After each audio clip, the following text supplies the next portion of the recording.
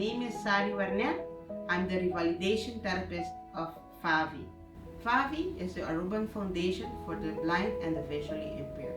We had the opportunity to participate in the Wing Creek Long Table event, where we were finalists, and we are very happy with our prize that we now have a starting fund. We have to still to work to get much funding so we can reach our goal and travel with a group of clients to Orlando to attend a technology conference in 2024. Millie is 15 years old. She's in the third year of the SPO. One day, Millie would like to work for you. Today, she's doing her practices at FAVI. To one day get a job. Because of her visual impairment, she will need some technology knowledge and skills. For her, it's important this conference. Another example is Sulaika, a hard-working mom.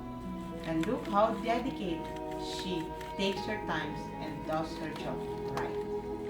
Thank you, Wind Creek, for helping us start this course.